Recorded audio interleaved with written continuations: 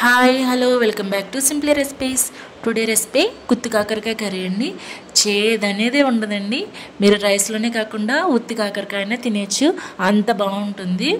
So ముందుగా కాకరకాయలను తీసుకుని తుడుములు తీసేసి మధ్యలో కట్ చేసుకుని పక్కన పెట్టుకోవాలండి. ఇప్పుడు ఒక బాండిల్ తీసుకుని అందులో నీళ్లు పోసుకుని కొద్దిగా కల్లుప్పు కూడా వేసుకుని కట్ చేసి పెట్టుకున్న కాకరకాయలు కూడా వేసుకోవాలండి. వేసుకున్న తర్వాత స్టవ్ వెలిగించి 10 to 15 మినిట్స్ లో ఫ్లేమ్లో ఉడికించుకోవాలండి. ఇలా ఉడికిన తర్వాత కాకరకాయలని వాటర్ లేకుండా తీసేసి పక్కన పెట్టుకోవాలండి. ఇప్పుడు స్టవ్ వెలిగించి అందులో 2 టేబుల్ స్పూన్ల ఆయిల్ వేసి 2 టేబుల్ స్పూన్ ధనియాలు, 2 టేబుల్ స్పూన్ శనగపప్పు, 1 స్పూన్ జీలకర్ర, అలానే కొద్దిగా కొబ్బరి వేసుకుని లైట్ కలర్ వచ్చేంత వరకు వేయించుకోవాలండి. అలా వచ్చిన తర్వాత 4 స్పూన్ల నువ్వులు కూడా వేసుకుని గోల్డెన్ కలర్ వచ్చేంత వరకు వేయించుకోవాలండి.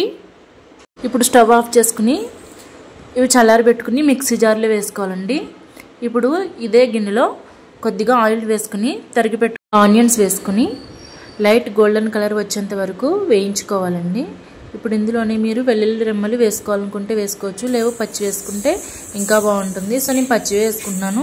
ఇప్పుడు ముందుగా గ్రైండ్ చేసి పెట్టుకున్న వాటిలో ఫ్రై చేసుకున్న ఆనియన్స్, 10 వెల్లుల్లి రెమ్మలు, అలానే కొద్దిగా చింతపండు, నానబెట్టుకున్న చింతపండు అండి, అలాగే 2 టేబుల్ స్పూన్ల కారం, కొద్దిగా పసుపు, అలానే రుచికి సరిపడేంత ఉప్పు.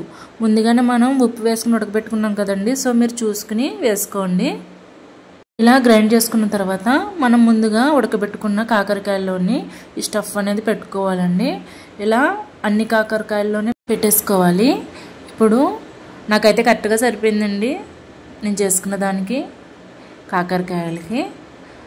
సో నేను 1/2 కిలో కాకరకాయ తీసుకున్నాను. నేను చెప్పిన కొలతలతో తీసుకుంటే సేమ్ అట్లానే సరిపోతుంది. చిన్న చిన్న కాకరకాయలండి, అందుకే నాకు కరెక్ట్గా సరిపోయింది. మీరు పెద్ద కాకరకాయలు అయితే తీసుకోవద్దు, అంటే వేగడం కొంచెం కష్టమవుతుంది కదా. సో చిన్న కాకరకాయలనే తీసుకోండి.